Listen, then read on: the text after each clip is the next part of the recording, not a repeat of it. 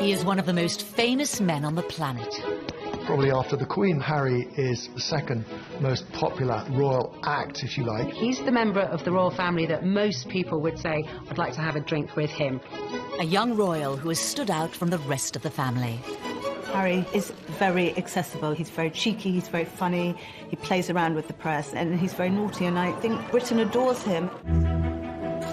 But behind the smiles, Prince Harry has had to face unique difficulties.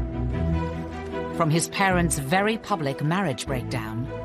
Harry was very often devastated by what was so public. To losing his mother. He said that no child should ever have been made to do what he did. And struggling to find a role for himself. On the right! Quick! March! Tonight, royal experts and insiders lift the lid on Prince Harry's inner turmoil. If you look back over his life, you can see moments where his troubling side has come to the fore. And we reveal how the problems of his past led him to his present path. Harry blames the media for the death of his mother. He was determined that they wouldn't do for Meghan what they did for Diana. Living a life of privilege, are some of Harry's issues first world problems? Or has he been expected to suffer in silence in an institution famous for keeping a stiff upper lip? I think he's very warm, I think he's very fun-loving, but I think he's also quite troubled, and he's quite open about that. He is quite conflicted when it comes to balancing his private and public life, and really always has been. He said he wants to be ordinary. He can't be ordinary. He is a member of the royal family.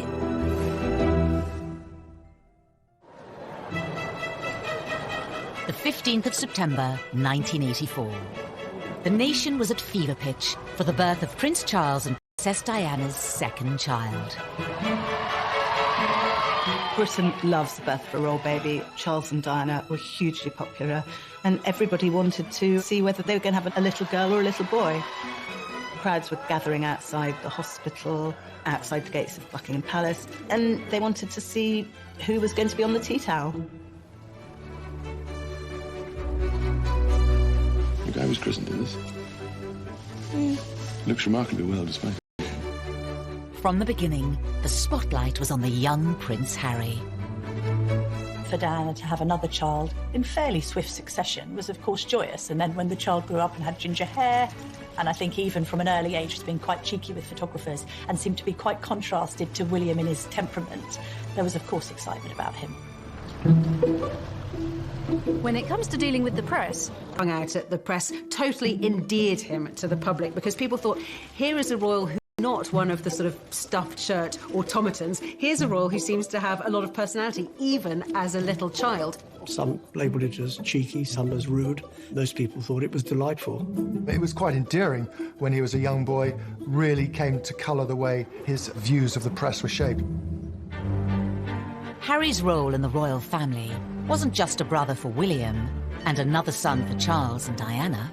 On paper, Prince Harry's start in life was incredibly privileged, incredibly lucky, but actually in reality, being born as the younger brother of the future King of England is a very difficult position to be born into. Of course, they're known rather unkindly as the spare. I think being the spare to the heir is a role that inherently has problems attached with it. You know, if you look at the heir, if you look at Prince William, his role has always been defined. What he's going to do has always been clearly outlined. Harry, like spares historically in the royal family, has had to find a role for himself. To some, Prince Harry grew up in the shadow of a brother destined for the throne. He was always less than his brother. The late Queen Mother used to invite Prince William over for tea and talk to him about his future, and not invite Prince Harry. The Queen Mother always made sure that Prince William was seated in a prominent seat next to her, and Harry never was. Diana would take the two boys to Highgrove in Gloucestershire. And on this particular occasion, Diana was driving. I was sat in the front, William and Harry in the back. You know, they clearly got off to a bad start because they were both arguing before we even left. Harry out of nowhere just said, William, you know, one day you'll be king. I won't. It doesn't matter. Therefore, I can do what I like. You can take that comment two ways. It can indicate envy, if you like, that William's got this great future as king, but also there's an element of, I'm free. I'm going to be able to choose my own role in life. While the young princes may have been aware of their unequal positions, their parents were determined to raise them the same way.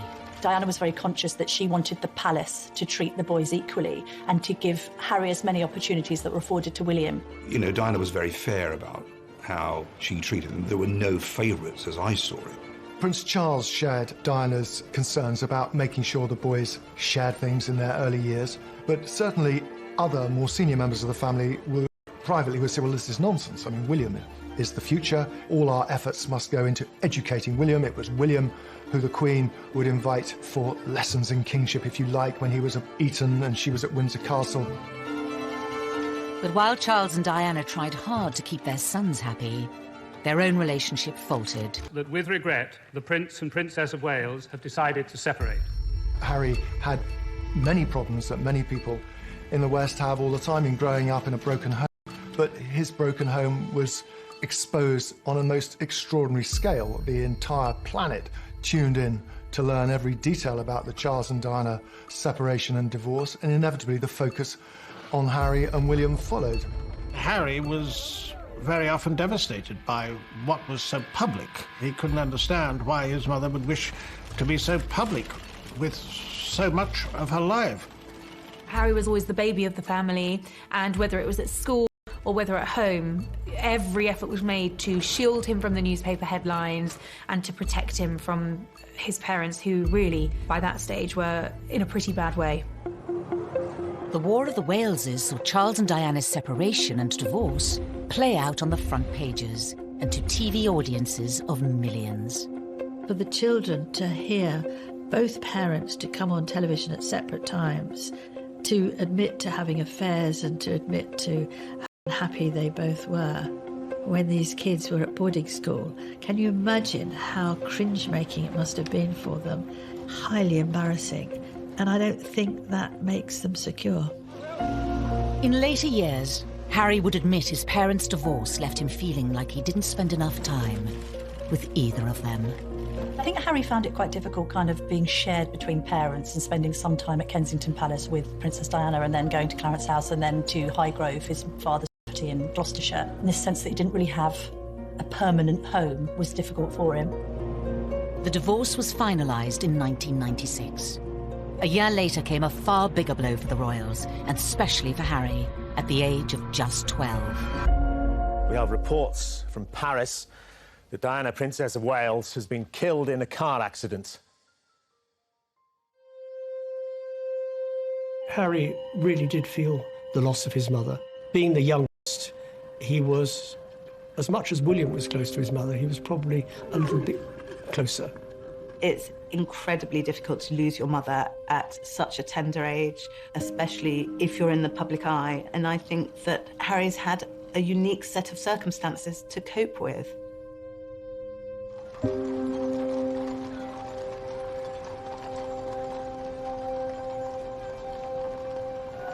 Less than a week after Diana died, her funeral was watched around the world by around 2.5 billion people. I don't think anyone will ever forget the sight of Harry walking behind his mother's coffin, so small, so young, so grief-stricken. But this is part of it's been very difficult for him.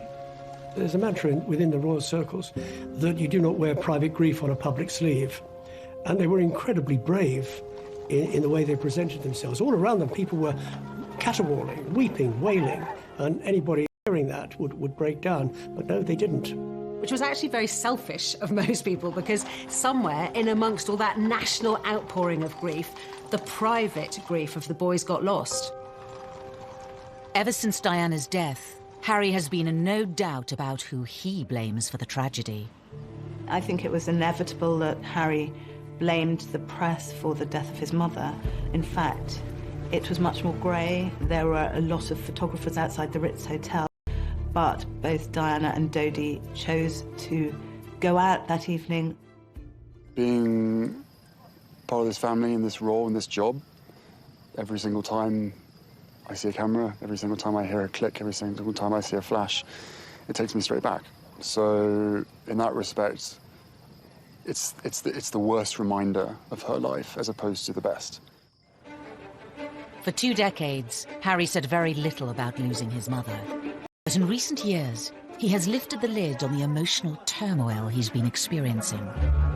He said that no child should ever have been made to do what he did. The experience of that, the trauma of losing his mother, has culminated in years of personal crises for the prince, something that he's struggled with in adulthood. And I think, having spoken so openly and courageously about the impact that losing his mother had on him, we now do have some understanding on just how much that has shaped him. Harry revealed he had been seeing a mental health professional to help him with his grief. It was a big surprise when Harry came out and said he'd had these mental welfare problems, the fact that he'd sought help, treatment. We learned that it was William who had not forced him, but said, you've really got to get some help here. We also learned that he'd taken up boxing to try and control his aggression, and the aggression was a consequence of his mourning, and he was still dealing with his grief over his mother's death. But it would take nearly 2 decades for Harry to seek help. In the years after Diana's death, the young prince would deal with his troubles in a very different way. The sadness and the grief would make him behave in a very inappropriate way. He had problems with excessive drinking and also problems with drugs.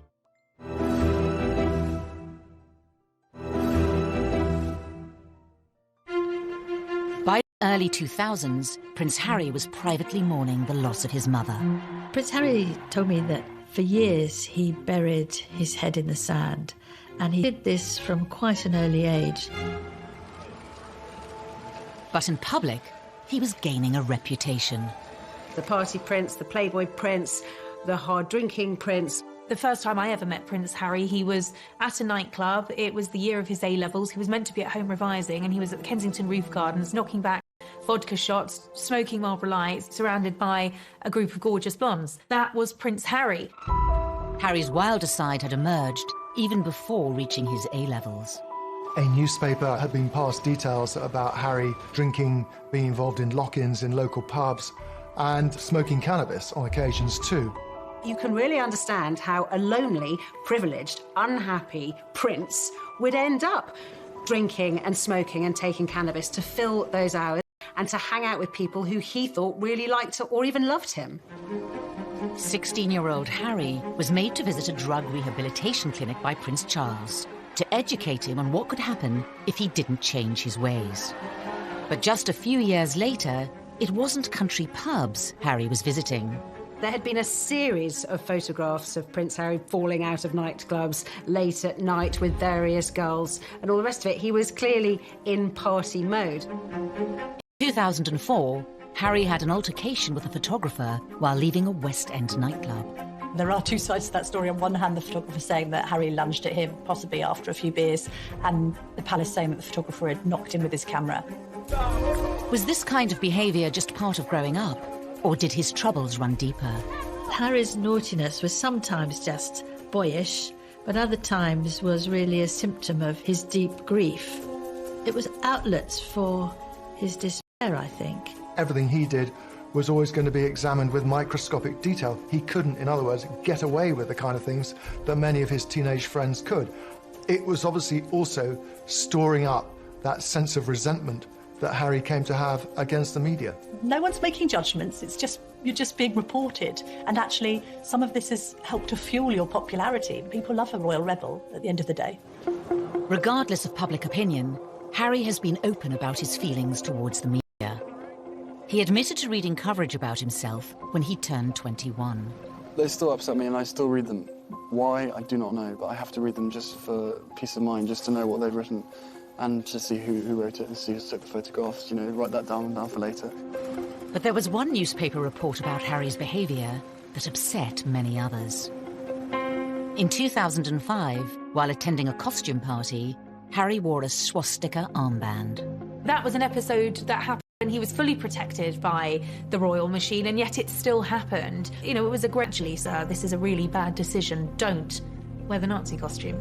I thought it was actually quite unfair at the time, and I still think it was quite unfair. It was clearly not a political statement. It was clearly a stupid teenager doing a very stupid thing, thinking it was funny. Harry apologised for it. He said it was something that he regretted. It happened on the eve of him joining Sandhurst. The Royal Military Academy, Sandhurst. In May 2005, Harry spent nearly a year here, training to be an officer cadet in the army. Something he'd wanted for a long time. One of the things that we saw very much with Harry growing up was the fact that he absolutely adored the military. I remember him as a 5-year-old strutting up and down the road at Kensington Palace in army fatigues. Harry excelled in his training and was commissioned as an army officer in April 2006. I think Harry found purpose in the army. I think he found safety in the army, ironically, because of course it wasn't safe, but I think he found emotional safety in the army. The army allowed Harry to feel normal. That's what he wanted. It's completely normal. It's as normal as it's going to get. I'm one of the guys. I don't get treated any differently. Even though Harry felt normal in the army, the rest of the world couldn't forget he was a royal. And that brought problems. When he was told he couldn't serve on the front line, he was absolutely furious and wanted to be treated like any other soldier. I have decided today that Prince Harry will not deploy as a troop leader with his squadron. There was a U-turn on a decision to deploy Harry to Iraq in 2007 over safety fears. I joined the army unless I thought I was going to. Simple as that. If they said no, you can't go front line, then I wouldn't drag my sorry ass through Sandhurst, and I wouldn't be where I am now, because the last thing I want to do is have my soldiers sent away to Iraq or wherever like that, and for me to be held back home, twiddling my thumbs, thinking, well, what about David? What about Derek? At that time, everyone else was going to Iraq, and he felt he should too, and it was enormously frustrating for him. Eventually, Harry was allowed to serve in combat zones. In 2008, it was revealed that he had been deployed to Afghanistan. The day he flew out, he was ecstatic, really. He said that being in theatre in Afghanistan, you know, something that most people would find frankly terrifying, was as normal as he was ever going to get, and he loved it for that reason. But his time on active duty was short-lived. A media blackout was imposed on Harry's posting for his protection until an Australian magazine revealed where he was, and he was forced to leave. He'd had his opportunity in Afghanistan cut short. He could see which way the wind was blowing. It was unlikely he'd get another retraining to become a very competent Apache helicopter pilot, and this allowed him to have a second bite at the cherry and to go back out there.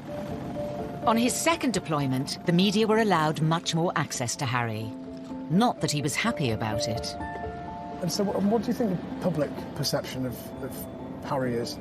I don't know, it fluctuates. It depends on what the media want to write, I suppose. I mean, you know, I'm out here doing a job and I really enjoy it. I never wanted you guys to be out, but there was an agreement made to invite you out on the deal that the media didn't speculate before my deployment. That's the only reason you guys are out here. Harry may not have wanted the cameras there, but it did give the world a chance to see him in his element. If you speak to anybody in the military, they will always say he was absolutely fantastic. Being dragged away from my guys, I think it was all done, it wasn't done in the wrong way, but it was just...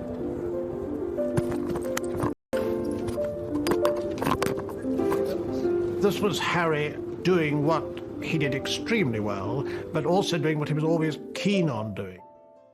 In January 2013, Harry returned to the UK after a successful deployment, but there were questions over what was next for him.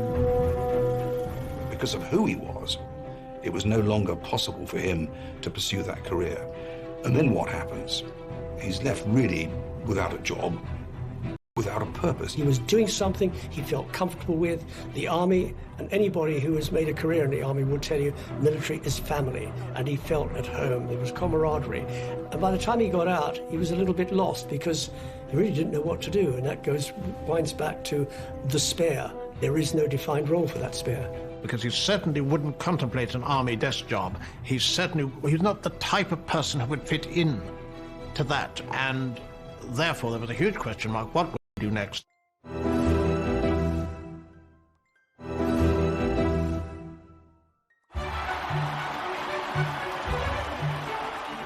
In April 2011, the world watched as the future king of the United Kingdom married his queen. Best man Prince Harry was by his brother's side as William officially settled down. Roger, before 20 seconds and I request As low as possible. But in between his army tours, was Harry ready for the same thing? They're still talking. Or did he still have some growing up to do? The Americans arrived, all is well in the Empire. It didn't seem then that he was yet quite ready to settle down. Oh, there it is. Yes, Harry was a prince, but he was... 2012 was, of course, Harry let loose in Las Vegas. In a Las Vegas hotel, however, it is most unwise to play strip pool. According to the advertisement, what goes on here stays here. In Harry's case, it certainly didn't. Once again, Harry was front-page news for all the wrong reasons. For some, it was Harry the lovable rogue. The tabloids ran the images of him basically stark naked, covering his crown jewels, I think. There was no wrongdoing there. It was a bit of harmless fun. And what's been interesting about Harry is actually quite a few of these episodes have endeared him to the public even more.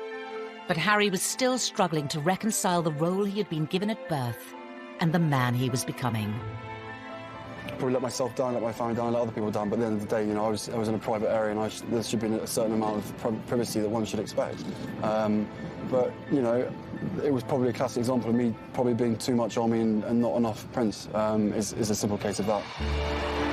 After Harry's second tour of Afghanistan, he found a way to combine being a prince with his passion for the military. Your stories move, inspire and humble us. You prove that anything is possible if you have the will. Welcome to the Games. Welcome to Invictus. He founded Invictus Games, helping disabled and wounded men and women from the services.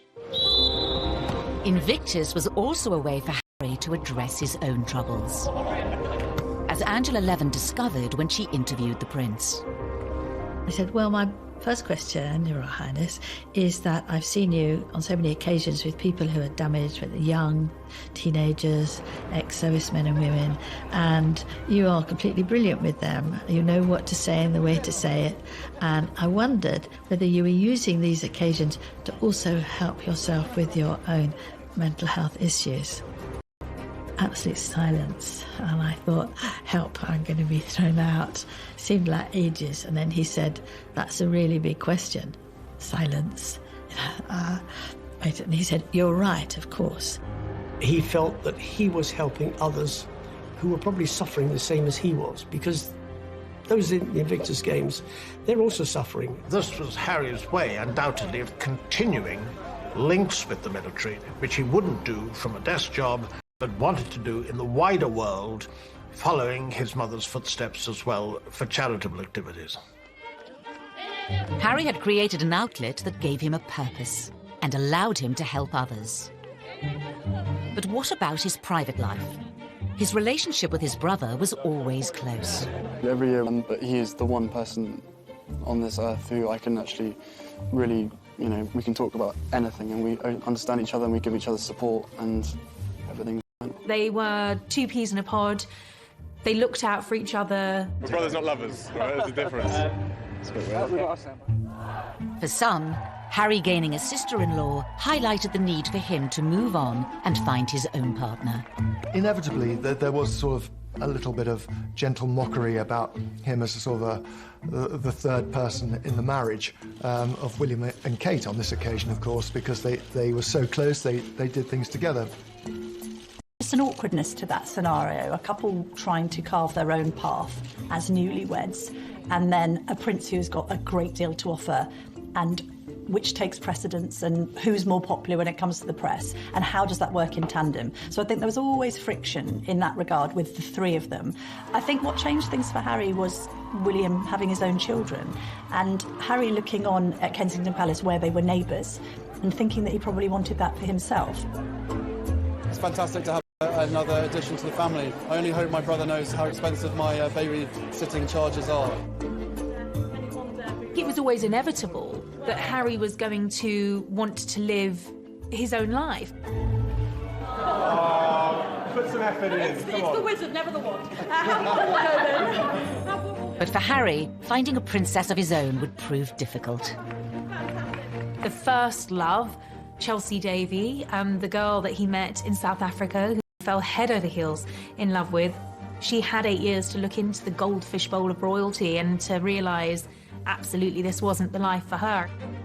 He lost Chelsea because she didn't like to be in the spotlight. Harry was disappointed, but he was very much younger, and this was probably his first love, and probably a love that was not going to go anywhere. That was swiftly followed by a relationship with Cressida Bonus, who was a budding actress. And she too didn't like the idea of media intrusion. Media's got a knack of destroying relationships, and she didn't like media intrusion and really did want to pursue her acting career, and she walked away. For years, Harry was troubled by his position and the scrutiny that came with it, which would scare women away. It's quite sad when he's one of the world's most eligible bachelors, and at the same time not seeming to be able to find somebody who'll take on the job of being in the public eye. There is this sense that they loved him but didn't love the idea of being royal. Then Meghan Markle entered Harry's life, offering him a genuine chance at happiness. 2017, at the Invictus Games in Toronto. Meghan was different in many ways. She had a degree of fame and had lived through that herself. She was incredibly accomplished as a public performer, as an actress. It gave her great confidence. She seemed incredibly secure in herself, and she was that much older than these girls that had gone before. She'd also, of course, been married, which added an entirely different layer to the relationship. Good grief, you know, Prince Harry is punching above his weight here. There's this amazingly glamorous American actress. When I walked into that room and saw her, and there she was sitting there, I was like, OK, well, I'm going to have to up my game. It was almost as if she was a ready-made royal, and therefore a perfect fit for him. In this strong, striking, confident woman, there was actually someone who was very capable of handling the pressure and the scrutiny of being in the public eye. That was something that neither of his two girlfriends had been willing to take on. But the scrutiny would soon affect Prince Harry and his new girlfriend. He issued an unprecedented statement saying, Meghan Markle has been subject to a wave of abuse and harassment. I did not have any understanding of just what it would be like. I don't think either of us did that. We both said that, even though we knew that it would be. Yeah, I tried to warn you as much as possible, but I think both of us were totally surprised by the reaction after the first 5-6 months when we had to ourselves. You could see that the old thorny issue of Harry's relationship with the press was raising its head again. Quite a lot of the press was very, very charged about her background, headlines like kind of straight out of Compton and all of this kind of thing. There was quite an unpleasant tinge to it. There has been some very negative publicity given, and some of it marginally racist, which is unacceptable. Not everything that was troubling Prince Harry was in print or written by journalists. Horrible, horrible stuff on social media, and I'm sure they weren't scrolling through it all the time, but you will see this stuff. You know, they're modern young royals. Of course they're going to be on social media. This time, though, the relationship survived. Harry asked Meghan to marry him. What were we doing? Just roasting chicken and having... Trying to roast chicken. Trying to roast a chicken. And it was just an amazing surprise. It was so sweet and natural and very romantic. He got on one knee. Having watched Harry grow up, the public saw this as the moment to put his past behind him. They wanted Harry to be happy. They adored Harry, and they wanted him to be for Harry. And it all came back to the little boy at his mother's funeral, and then later his heartbreaking confessions about how upset he'd been and how he'd struggled with demons for years, coming to terms with the grief of the loss of his mother. And then he should find this remarkable young woman who had such a different background from him, whom he was so clearly in love with. But was this the beginning of a fairy tale, or the start of another difficult chapter for the already troubled prince? Things were said and done in the run-up to the wedding that both sides regret, but had caused irreparable damage.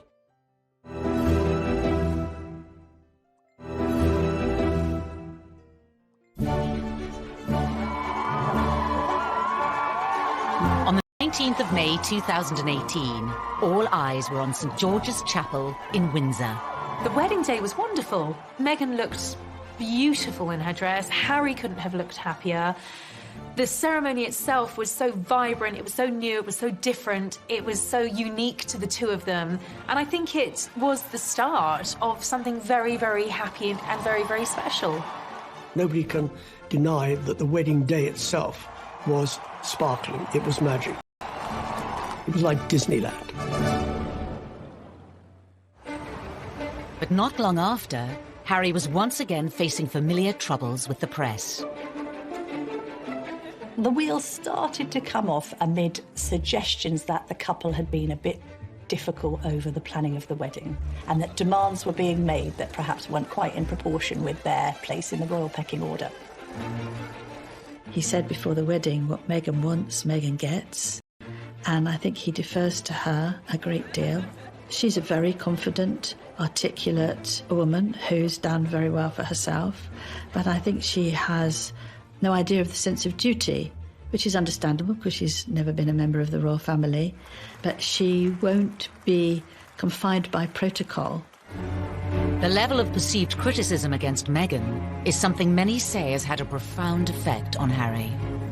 He saw echoes of what had happened with his own mother and thought, I'm going to speak out about it. And I know a lot of the press were very, very angry about this.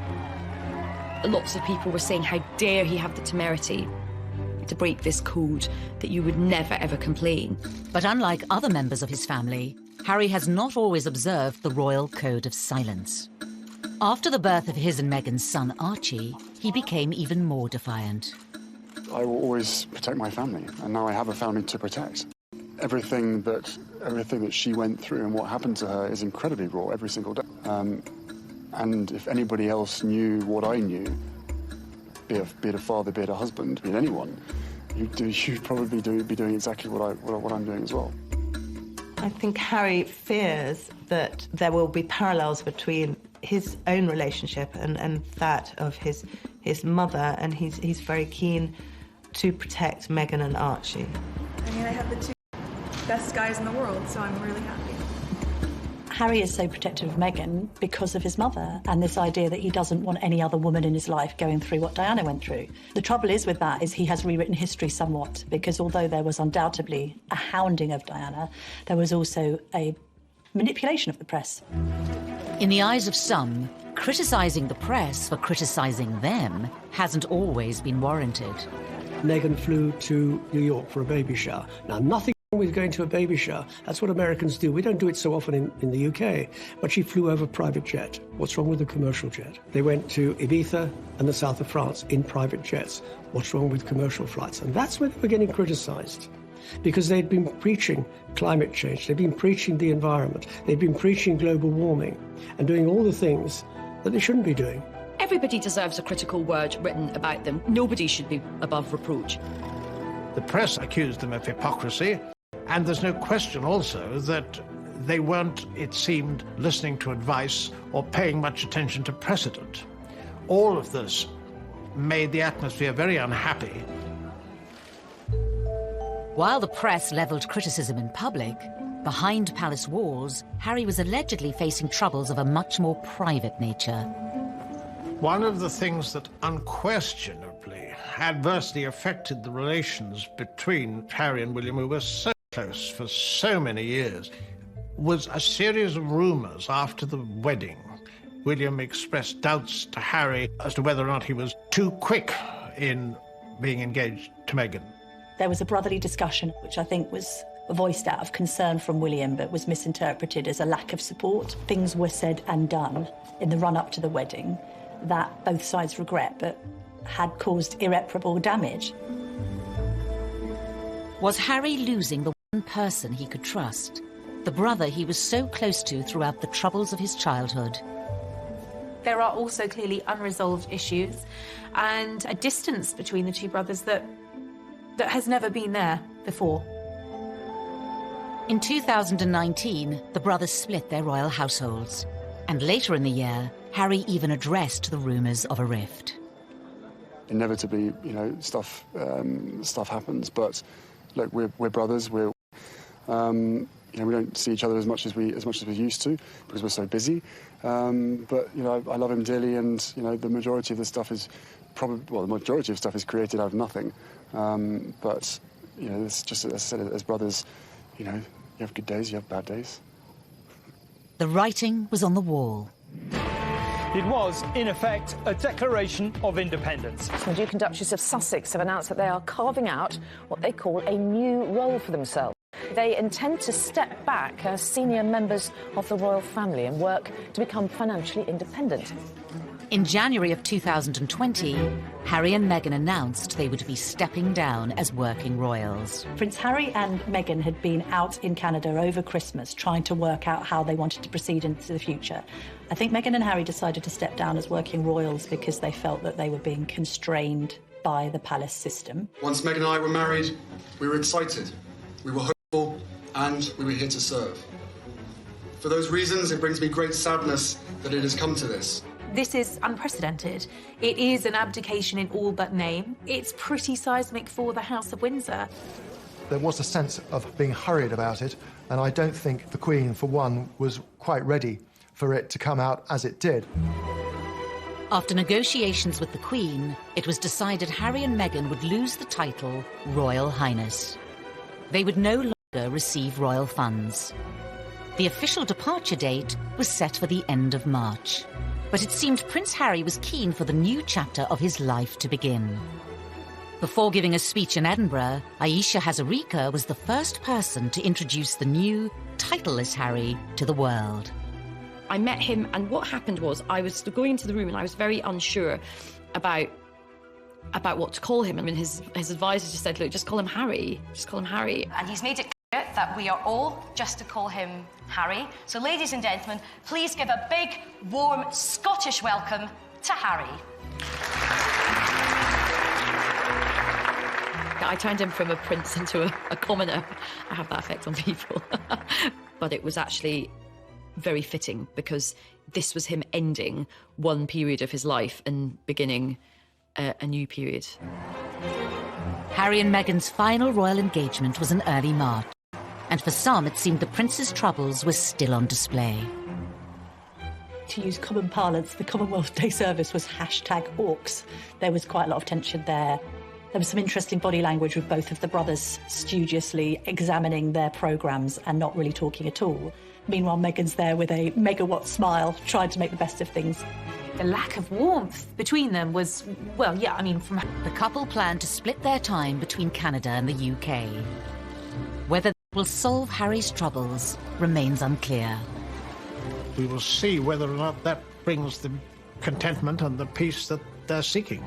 He knows in his heart what he wants to be. He said he wants to be ordinary to me. He can't be ordinary. He is a member of the royal family. Wherever he goes, he will be known as a member of the royal family. It's still unclear how the couple's new life, away from palaces and courtiers, will pan out.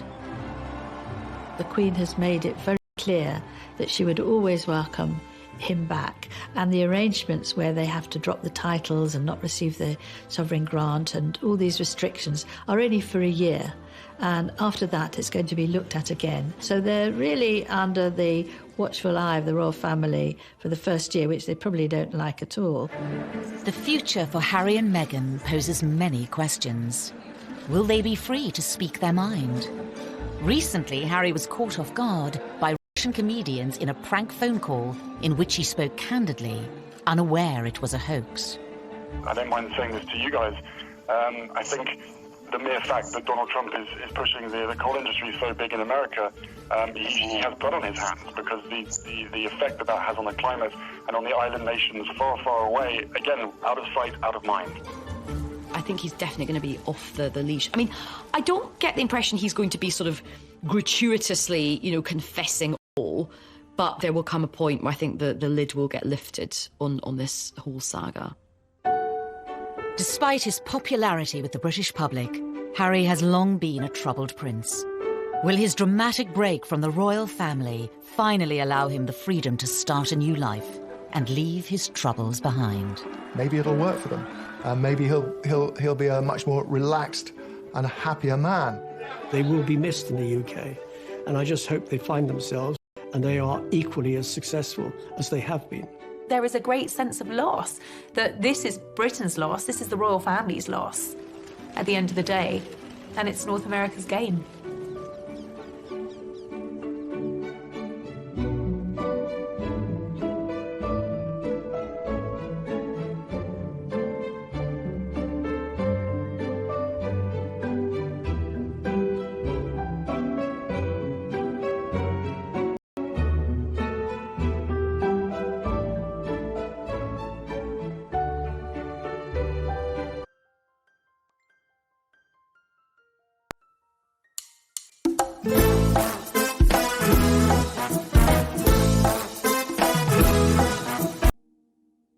Has been killed in a car accident. Harry really did feel the loss of his mother. Being the youngest, he was, as much as William was close to his mother, he was probably a little bit closer.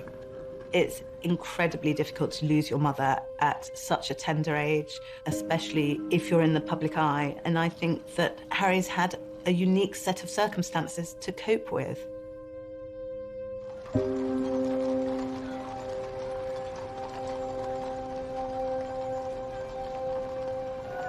Less than a week after Diana died, her funeral was watched around the world by around 2.5 billion people.